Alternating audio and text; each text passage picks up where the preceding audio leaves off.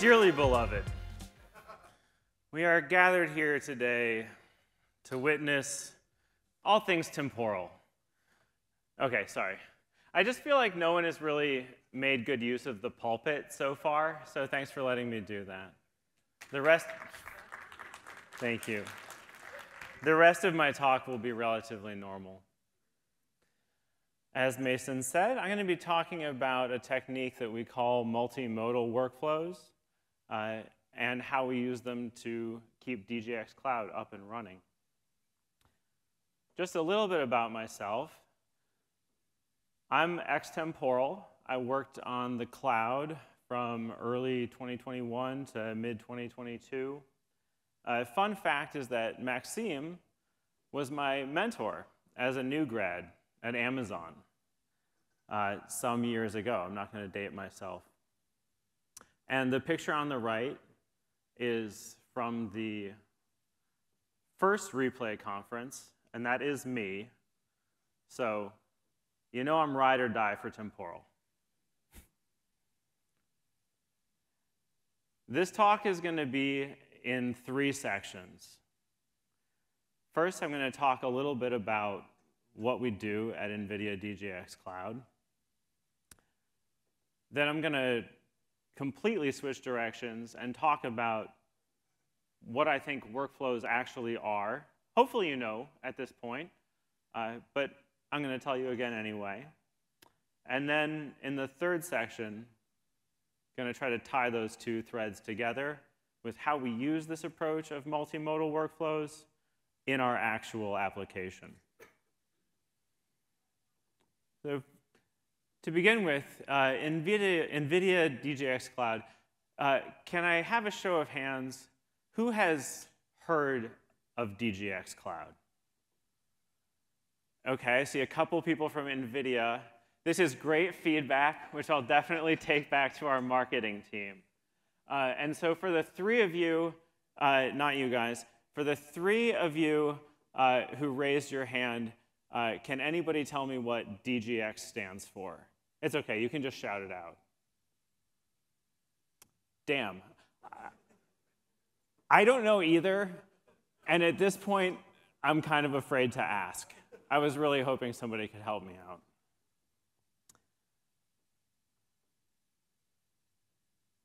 So what is DGX Cloud? Basically, you could think of it as GPU clusters as a service,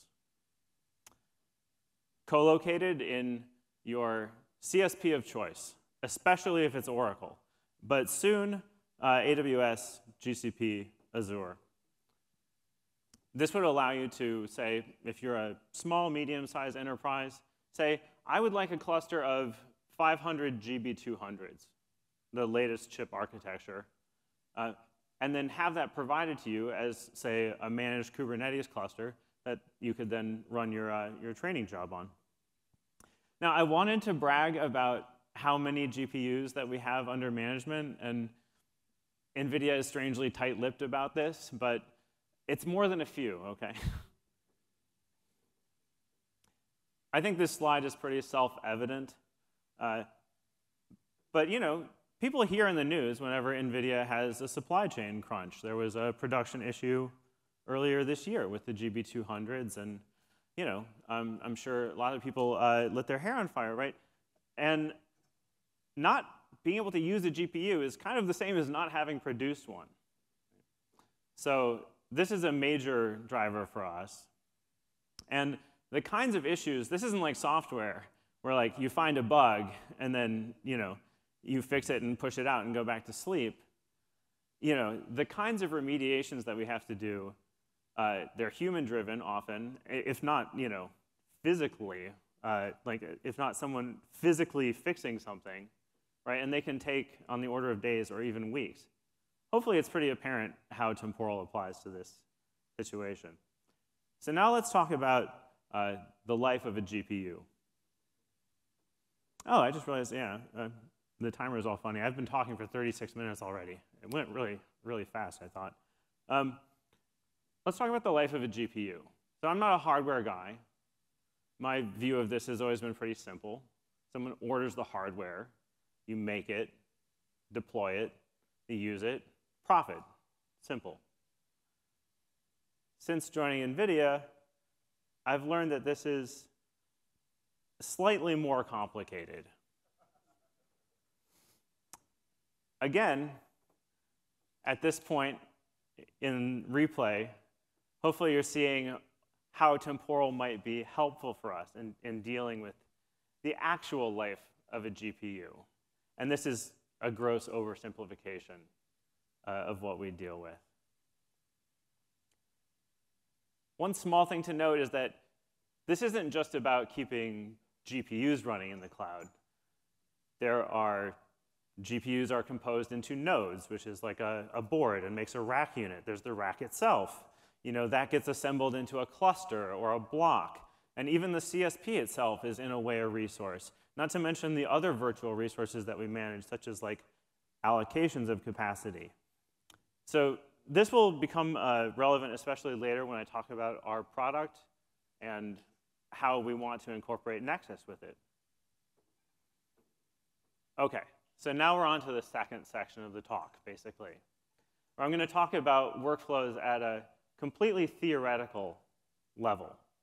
And this is going to be pretty familiar to hopefully everybody. But a lot of us are not just users of Temporal. We're kind of evangelists for Temporal at our companies. And we don't always have a literal pulpit. But we are kind of selling it to other people. And so we often have to explain what Temporal is to people with varying levels of technical expertise. And so maybe even if this is already really familiar to you, it will give you some ideas about how to talk to the people at your companies about Temporal, because this is very much how I explain Temporal to the people at NVIDIA. And we have great support from our management. I mean, they brought me in specifically to work on Temporal applications. I didn't have to sell that idea. But still, there's lots of people that aren't really familiar. And when they think of a workflow, they think of this, right? What a lot of people think of when they think of a workflow. It's a set of steps. It's expressible as a DAG, yada, yada, yada, right? Simple. Until it's not so simple. This is drawing on my deep experience as a machine learning infrastructure engineer. This is what, as far as I can tell, all machine learning infrastructure does. And you'll notice that this is not a DAG, right? And I can maybe hear some of the Airflow fans. Actually, there's probably not a whole lot of Airflow fans here. We're not at that conference. But they might be thinking, you can do a while loop in Airflow. Yeah, you can. I'll leave it to you to say whether, I don't know if, how well can we see this on the big screens? Thumbs up, thumbs down. The people in the front can see it pretty well. There's seats up front. Anyway, if you can make this out, I'll leave it up to you to say whether this is a very idiomatic expression of a while loop, or sorry, Pythonic for the Python people. And on the other hand, here's a while loop in Temporal. To me, this looks like a while loop. Of course, dynamic workflow executions. You've got a task that generates other tasks. Completely intuitive in Temporal. I don't even know how you would do this in Airflow. I don't know if it's possible in the other DAG-based tools. So let's move on to my second class of workflows. Finite state machines, a formal modeling tool you might remember from CS class, right? This is a state machine of my life so far. And you'll notice that the state machine, it can handle the cycle, which is great. Some limitations of finite state machines. I'm only aware of one platform that really provides this as a service, and it's AWS Step Functions, which is sometimes a competitor to Temporal. One limitation is that word finite. It's not great at representing continuous values. Also, if your state is actually some combination of independent variables, like you could be happy or sad, or healthy or sick, or rich or poor, that's 8 states, but it's really only 3 Booleans, and that's a little bit cumbersome to express. But I think state machines, as we've been hearing a lot about state machines at Replay, very useful tool and very intuitive to write as a temporal workflow. So this is just that same diagram I showed earlier as a workflow using the Go SDK. And this third class is not totally distinct from state machines, but this is actor models. They could be implemented by state machines, but to me, the key feature of an actor model is that there's many of them, they're concurrent, and they communicate via message passing. I'm going to show how we use that in our application. Finally, and this to me is really one of the key features of Temporal, is that you don't have to pick between these modalities, and say, well, we're just going to have plain old workflows, or we're just going to have state machines, or we're just going to have actors. All of these different modalities interoperate pretty seamlessly, right? Even within each class. I think everybody knows about using child workflows to compose processes. That's pretty simple. You could have plain old workflows that implement individual steps by coordinating with actors. You can have actors that implement a state machine that implements a state transition by executing a plain old workflow as a child workflow. We'll see examples of all this when I get into our actual application. Which brings us already to the final section of the talk. Maybe I should be talking slower, but it's OK. I think I'll just keep going. So in this part, I'll talk about our product, which is the resource management platform, and then some of the use cases for it. At NVIDIA, I'm the lead of a team called Pirate. It's called Pirate because the team that was there before is called Navigator. And so, Pirate is like that, but a little bit more proactive, I had to ask ChatGPT what Pirate stood for, and it did a pretty good job. So we're the platform for integrated resource allocation and task execution. Not bad, not bad. So we're the Pirates. And I'll talk more about this diagram in this slide. It's OK if you can't see the individual labels, but in the RMP, every resource under management is a long-running workflow, a state machine workflow. And this is kind of our diagram that we use to describe it. These resource types, like I mentioned, could be GPUs, nodes, clusters, capacity allocations. And I'm hoping that if you can see anything about this diagram, you can see that there's 3 little shapes that are red colored, and those are the extension points. So in order for the RMP to manage a resource, it has to know how to do 3 things with it: update it, run a health check, and do a remediation if there's a health check problem. So each one of these, so right now, they're child workflows. Probably you've been hearing a lot about Nexus, and I'm going to get to that. But when we wrote this, Nexus wasn't quite ready, and so we had to go to production with what we had, which is child workflows. So each one of those child workflows basically just has to follow a contract, input and output types pretty much, that allow it to be executed by the RMP. And so we can use this for a variety of things, like bringing up clusters, or, like the title of the talk said, keeping the GPUs up and running. So let's walk through an example of how that happens in the RMP. In the first part of this, the little yellow caution box, we've failed a health check. All right, so that child health check workflow has returned 1 or more health check problems. Now, if that problem is anything more than informational, we're going to trigger remediation. But in addition to that, if it's actually has a severity of critical, then first, the RMP is going to take that resource offline or drain it. And that's the second arrow, is it's going to drain this thing, which actually, as an implementation detail, happens to be an operation that the update workflow needs to be able to handle. Now it's drained. We can provide to remediation. And here we see the first application of the multimodal approach, because let's say we've just decided that this GPU is just bad. It's a lemon. It happens way more than you think. Probably shouldn't say that a lot about our GPUs. No, our GPUs are really great. None of them are lemons.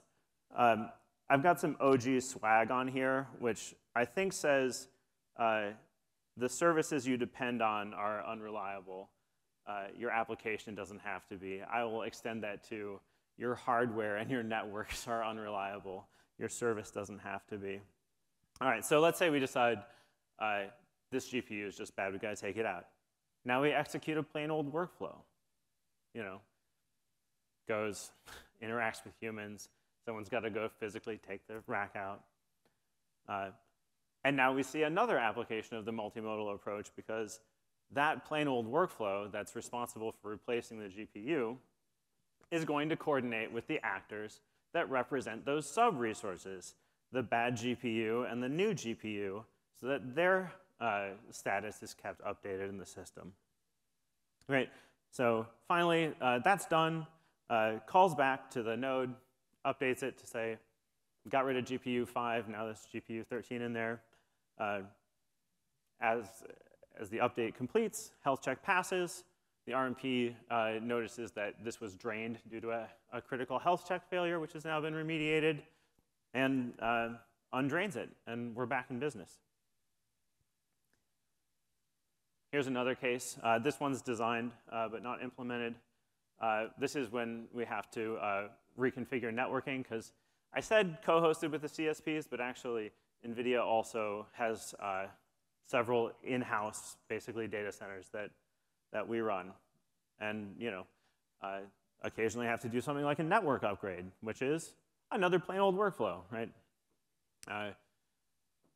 Drain the clusters, drain the nodes. Again, as just kind of a software generalist, this is a pretty good description of what I think networking is. After that's complete, do the validation, more resource updates, undrain the nodes. All right, so that's it. I took you through the whole, but wait, there's more. This is just stuff that we love about Temporal that doesn't really fit neatly into any of the other sections. So we use Temporal Cloud. All right. A lot of people, when they heard we're going to have a workflow for every single GPU and node and cluster and NIC, you know, thought, is that going to scale? And the short answer is, yeah. Actually, even though it's a large number I'm not allowed to say, it's not really a problem for Temporal. And as far as the cost goes, most of these workflows store very little data. So it's not even very expensive for us to have so many of them. Now, there are other teams in NVIDIA who are using Temporal, and a lot of them are self-hosting. And I suspect that they're going to realize that the overhead of managing their own Temporal cluster is not really a savings at all. So we use Temporal Cloud, and we're really happy with it. Another feature that's really crucial for us is the ability to retry things forever. The kinds of remediations that happen in the data center are not things that you can really plan for. So we can automate as much as we can, but there are just unknown unknowns, right? And when that happens, the remediation workflows can fail. And at that point, it's not really tenable for us to fail the resource workflow itself. That would be kind of catastrophic, right? But it's not a problem for us at all. We'll note that whatever workflow it is, the remediation workflow has failed, and show it in the dashboard, and then just sit there with a retry policy. Alert the right person, or we go in and fix it, push a new version of that workflow, retries, continues as if nothing had ever gone wrong in the first place, which is amazing.